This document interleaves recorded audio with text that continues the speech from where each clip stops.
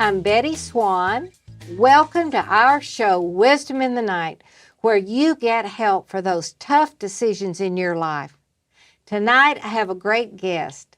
She is a human resource assistant at the United Nations. Welcome, Patricia Pantoja. Thank you so much, Betty. So Yeah, glad it's to be just here. great to be on the show and to learn about you. I know you have a very unusual background. So, where are you from? And tell me all about yourself. I'm from Colombia.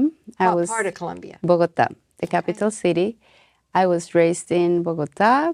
Nice family, dad, mom. I have a younger brother. It was a nice childhood. Something happened when I was 14. I had an accident. I fell from a horse and I broke my arm, and it was really bad. My bone came out of my arm and it got infected. I had a few surgeries, and I didn't know this, but the doctors told my parents that I may have to get an amputation. So you can imagine what my family went through, and my mother was also going through a very tough time at the time. They were separating with my father, and she just tried everything. We tried every doctor and all kinds of medicines and healing, and we ended up in a Christian church, which back home was very unusual, not going to a Catholic church. But we went there, and that's where I got to understand God and the gospel and salvation, and I just liked it, and that's where I got to meet Jesus. So, were you about 14 years old when all that happened? That happened when I was 14, but my last surgery was when I was probably 19. Oh, 5 years of Yes. dealing with that Yes. issue. Yes, and so the doctor at the end said, you're good now, the last surgery will be plastic surgery, and I said no. It's a very large, I don't know if you can see, Oh my goodness, scar. it starts like Yes. at your elbow and goes Yes, more and than halfway there's up. several scars, and there's one here, but I didn't want any plastic surgery because I felt this was my testimony of how God met me, and He just kept my arm, which what So a did blessing. you feel close to God through all of that?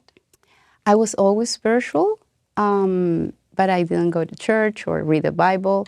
So when I started going to this Christian church, I just started discovering, and I just felt like, oh, I finally get this. Like all Do this. you think some children are more interested or more in tune with spiritual things? Definitely, I was one of them. And you were one of those? Even though we didn't go to church, I mean, my parents were Catholic, but we never went to church. I had a grandma who was close to God. She wanted to be a nun, so she talked to me about God and said psalms to me. So I think because of that, I was always spiritual, even though I didn't know the Bible or. I was like that. That's why I'm Yep.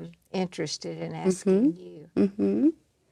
And do you have brothers and sisters? One brother, younger brother. Does he still live in Colombia? No, he's here. Oh. He moved How about here. your mom and dad? Where do they live? My mother is back home in Bogota, Colombia, and they're separated. They're divorced. My father lives in Costa Rica. And do your parents come to see you here? Are you here Yeah, by I've seen yourself? them. Yeah. Yes, I just am often. kind of interested because you're really an immigrant, aren't you? I am. So let's talk about that. Okay, so when I was 25, I came to the U.S. I just wanted to have fun for a year, live the New York life, no agenda, just wanted to kind of like take a break. And I did that, and a year went by, my visa was expiring, and I was supposed to go back to my normal life back home, but I couldn't. My family, my parents got separated. My mom was here. I had no place to go. My father was telling me, there's nothing for you to do back home. There are no jobs. Just stay. And that's when my real struggle started because I had no working papers. I just had a visa, and I had to stay. So my whole identity was crushed. My life, what I thought was my life, was over. I was like, I have nothing here. I'm no one here. And that's when I really had to go to God and like help me, like really hold on to whatever He said in the Bible. So did you read the Bible a lot? I had to those days. You had to in order to get answers, right? At that point, I was so hopeless. I remember I walked by a homeless person, and I thought I'm so close to be dead, not only because of the finances, but because of the hopelessness. Like I had, my whole identity was gone, and also I was dating someone who I made my idol, and I just forgot everything I wanted before. So I was like, no hope, you know? So when I realized I was that low, I I just looked up and I said, okay, I really need you. And that's when my relationship with God really got strong. And that's when he said, okay, now you have nothing, and I'm going to show you who you really are and what you really have in me. And that's when I started discovering. It was a 7-year process. It was really hard. I had to work 2 jobs, go to school to keep a visa, couldn't leave the country, didn't have insurance, kind of lived the immigrant life, the tough immigrant life for 7 years. You know, there are immigrants watching this show right now, and this show is about wisdom in the night. Mm-hmm.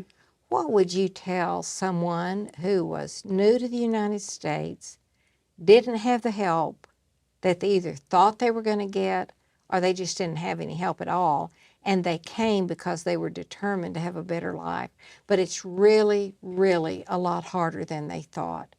What would you tell that person? What worked for me, I just couldn't focus on the circumstances. If I looked at those, everything would look very dark and with no hope.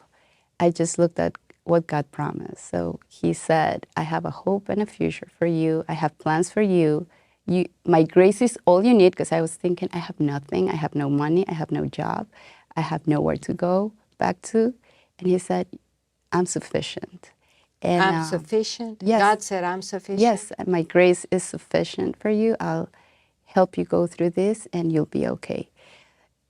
And even though everything looked the opposite, I just chose to believe what he said. And Now, were you learning that in a church, or was this just personal conversation between you and God? no, since day one I got to the U.S., I looked for church. That was my number one thing. Like Oh, before looking really? for a job, a house, school. Oh, that was the first thing you yes.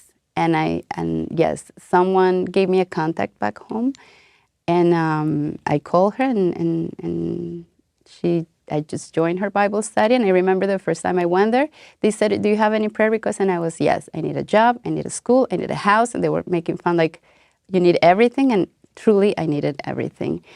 And because of that church, I managed to, besides the faith and God's word, they really were the people that got used for me to make it. So they were supportive of you? In every way, Betty. Financially, they helped me so many times. Encouragement. Through one of these people, I got to meet the person who helped me get into the UN. In every way, like that's the other thing I would tell to an immigrant. God will use the community. God will use people around you. I don't think I would do it alone. I would have done it alone. He gave me this support system. He gave me a family here. I was alone. And he gave me this spiritual family that I was closer than my natural family too. So if you had to do it all over again, would you still do it exactly the same? Would you do anything different? Yes. What would you do differently? I would have had more faith to go for things. I was afraid. I would have, for instance, I took a certificate that would give me a work authorization so that I could find a job that would give me a work visa. And now I am thinking I could have done a master's or 2, like I could have gone much farther, but I was afraid. I was a little bit afraid. I was a little bit, I mean, God still helped me so much. So how did you get this job at the UN? God. Your whole life is about God, isn't it? It was God. Yeah, it's great. Remember, I mentioned I dated someone who I made my idol. And so when I went back, I said, God, I really need you. I had to let go of this idol, and it was really hard. And I looked for this community I had, and there was one person, one of the deacons, who heard my whole story, who saw me crying so many times. And anyway, when I healed and when I was recovered, someone after church he was, he was one of those people that you go there to ask for prayer. And there was this girl who had a very similar story, breakup story, broken heart. And he prayed for her, and he said, there's someone I think you should meet, because she went through that. So he called me and he said, I met this girl. Why don't you call her? Oh, by the way, she's a recruit at the UN. I recruited at the UN. Oh, so I was she was a recruiter. She was at a the recruiter UN? officer. Wow. And so we became really close. She's like my sister now. We were good friends, but she was a professional. It's not like someone can just say, "Oh yeah, come over." It's not easy to get into the UN. You never would have thought a bad breakup would Of lead you course to not. somebody else I who know. had a bad breakup, and that would lead you to your purpose, God's Exactly. purpose for you. Totally. You'd never think that, Like would God, you? no, of course not. Like when you go through a trial like that, pain, and you never think of that something good could happen, but that's how God works. That's what God delights in doing. Mm-hmm. I think God delights in taking our messes and turning them into something magnificent. That's what He does. That's what He does. So she couldn't help me for so many years. We just kept on being friends. I did what I had to do to get into the UN. I took my exams. I passed them, but for 7 years they didn't call me. Another 7 years? No, these 7 years. But I mean, you had 7 years, you had the surgery involved for 5 years, and then you came to the U.S. trying to get life going for you. That was 7 years. That was a 7 year. And that's the 7 you were also applying for the UN? I just applied because it was like a dream. But I never got a call or anything. But a few years after, I met this girl, and I had done everything I could do on my own strength. I went to school, got a certificate, got a work permit, got a job that sponsored my visa, and immigration denied my visa after 1 year of waiting. Oh, my. And I was like, okay, I really have nothing else to do. I remember when I kind of suspected that it wasn't going to happen, I just said, God, I promise I'm not going to cry and I'm not going to get desperate. I know you're going to do something. They said no. And I was like, it's been 7 years. I did everything I could have done, right? And then she called me like 2 months after and she said, I have an opening, apply. And that job I was doing that I was so miserable, I was like, why am I here? This is not my calling. This is not what I want. God, why did you put me here? Gave me all the skills I needed for the UN job. The job that you were in prepared you. Now that is another piece of wisdom that I have learned too, that sometimes you have to take a job and you think, what's the point of this? I don't want to do this. This isn't my calling. And yet you still feel like you're supposed to take that job. Then you get in the job and you learn the things that prepare you for where you're really going. And if you hadn't taken that job, you wouldn't be prepared. No. Would you agree with that? Fully. I mean, like that interview, everything I was doing matched the job description. Actually leading you to the place that you really, really wanted to be at that you thought you could never get to. I'll tell you something super interesting. During this season that I was struggling, I was spending so much time with God because that's all I had, right? I would spend 2 hours in the Word and meditating.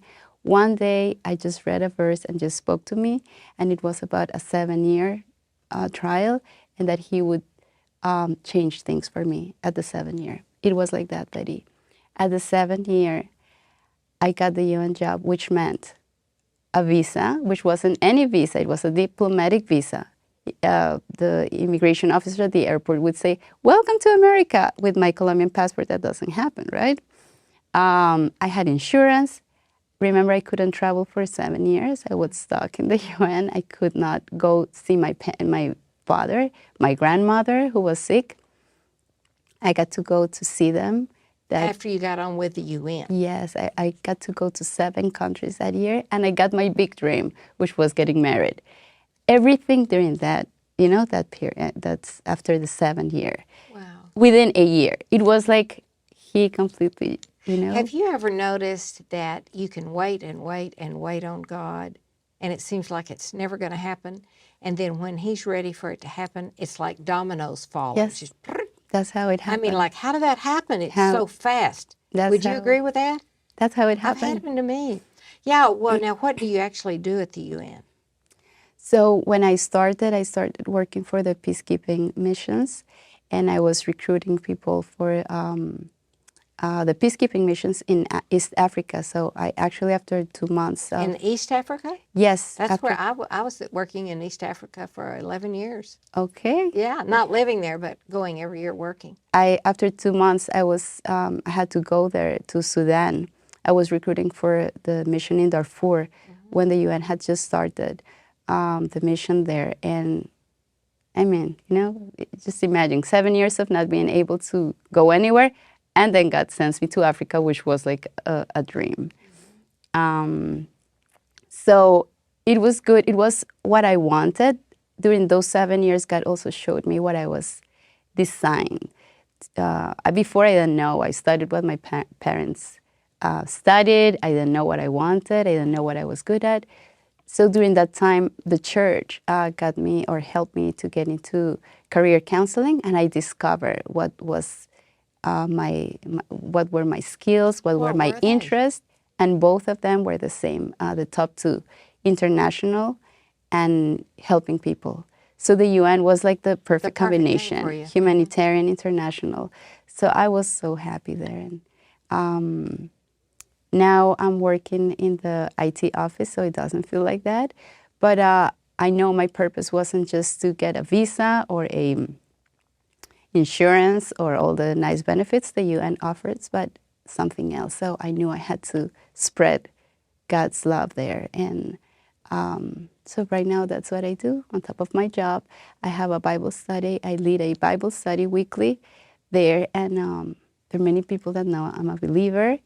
And Now, is this the Bible study you've had me teach at? yes, That you thought of that Bible study. You set that up. I didn't realize that. not that one, but I set some others up. Uh-huh. This one, my colleague and friend from church, Tina, started it, but now I'm leading it. Oh, okay. And so what do you feel like you give to the UN? Itself, the UN itself. I'm always thinking spiritually. I think I bring the love of Jesus in that place, the hope, And the light, maybe the light of God? the light of God. Yes, the Yeah. hope. And I'll pray for, our prayers can be so powerful and really influence so much. So I pray regularly for every country represented there, for the leaders to have the wisdom to seek real peace, and you know what that means. So it's a place of big influence and spiritual influence. So it's almost like God has you in a situation where you're called to see what's really going on, what the needs really are, and then He has you pray specifically for the situations and the people, individuals. Is that what you're saying? Yes, yes, That's I'm great. definitely very aware of what's going on in the world, and it invites you to pray much more because you see so much suffering and so much injustice. Also, do you see a lot of immigrant work through the UN? I mean, you're very aware of immigrants Not in really. the world today. You know, there's just so much. Oh, yes, of course, you but do? not my work directly. But, No, not your work directly, yes, but you're yes, very aware of it. we know what's happening It's in a the world, big situation all over the world. all over. I was learning today, for sure, France and Germany have taken in more immigrants than anybody else. Wow. I think that's unusual. I don't think people realize that. That's very generous. It's taking on a lot of people's problems, which you understand because, as you said, you are here with all kinds of problems, and they're like that. Yes, but I think even if they take you in, you still feel like an immigrant, like you don't belong. You may feel like that Oh, because of the really? circumstances. And one verse that really, really helped me overcome that was the one that says that we are citizens. We're not citizens of this world, but citizens of heaven. So that took off, what I would feel if I would feel like I wasn't welcome or I wasn't a citizen of this country. That really helped me. I hope that could Now, help and you someone. got married after you got here, right? Yeah, after the 7 years of trial, and one of the big blessings How God did gave you me. meet him? God again. Yep. Um, That's really what happens when a person walks with God all the time. You pray about everything, you seek the Lord about everything. And let me ask you something. I know I'm going to ask you in a minute what are some of the challenges you've encountered in your life, but would you say, even counting challenges maybe you've encountered, would you say that you think your life has gone a whole lot smoother because you've tried to live your life by the Bible, what the Bible teaches, the wisdom that's in it? Definitely, and it's not only that it's smoother, circumstantially smoother, but it's peaceful. So no matter the circumstances, God says that He can give us that peace that surpasses understanding, no matter what. So even though I was going through those 7-year trial, working 2 jobs, going to school, working in the Upper West Side, and my house was, my apartment was all the way in Brooklyn. It would take me an hour and 15 minutes to get home. People would still ask me, and that's how I met my husband. They would be like, why are you, like, what is it in you? You're so peaceful and you're always smiling. So I think that's what it is. It's like, it's not just that He makes it smooth in the circumstances, even though it does happen, but even in bad circumstances, you can have peace, you can have joy. And I think that's the best. What kind of challenges have you encountered? The circumstances that I had as an immigrant with no, uh, I had my tourist visa, but I didn't have. Then So I had all to that you turn. went through just Yes, getting established here. yes, not having insurance. So if you get sick, what happens? And all the fears that come out of that, right? Like, what if I get sick? If something happens to me? I don't have insurance, and how do you pay those bills, right? Right. Especially I didn't have a professional job, and I think you're talking about real life that just about anybody watching this show can understand and identify with what you're saying. Now, I know you're also interested in being involved in different church ministries, right? And are you helping start a new church, or what is all of that? yes, God also showed me that one of my big passions was women and ministering women. So that's what I did back then during the challenge, and I just been very involved in women's ministry. And right now, it's mostly my husband's calling to start a Spanish church in New York. Is he Colombian also? He's Argentinian. Oh, okay. Yes. So he was actually the one who connected the people so that this dream could happen. And I just asked God if this was, where we should go, and He said yes. And right now we're part of the team that's launching this church. So I'm sure this will help many people, immigrants or people who just come here that do not speak English and really need So it'll be a that support. Spanish-speaking Spanish-speaking church. And only. what's it going to be called? It's part of our church right now. That's Every Nation, NYC, and it's going to be a branch of it. All right. So Every Nation, if somebody wanted to learn about it, they would go to everynationyc.org. That's where you go. And they would be able to learn about that church. Yes. Well, you probably would like people to come and help you build that church, wouldn't you? We need that. Yeah. We need that. Families. We're waiting for that. Yes. But we just want for people to be blessed and to get to know Jesus and to get to know this amazing life that He offers. Yes. If you were going to give advice to a young woman, not necessarily an immigrant, just a regular young woman that had some experiences that were more worldly or more where they kind of left a bad taste in her mouth, but now she was hungry for God. What would you advise? What would you tell her to do first? Pray. And what would she pray? She would say, I need help. Point me to the right direction. And I'm actually also, I just got involved in a women's ministry in New York because we realized that there's so many people and there's so many Christians, but these women are so isolated that even though we're so many, we're so lonely. Like we're so alone in our spirituality. So to seek for those ministries that are there, other women, I mean, we all go through different things and we share and you feel you're not alone. So to get involved in a women's ministry probably, and to look for community. Community is so important to encourage you and also to open the Bible because every single promise is there for them. Do you read the Bible every day? Yes. And how do you read it? I think people will be watching it saying, what do you do? Where do you read that makes you want to read every day? How do you actually do that? I recently changed that. I went to a women's retreat and they had this 90-day reading the Bible in 90 days.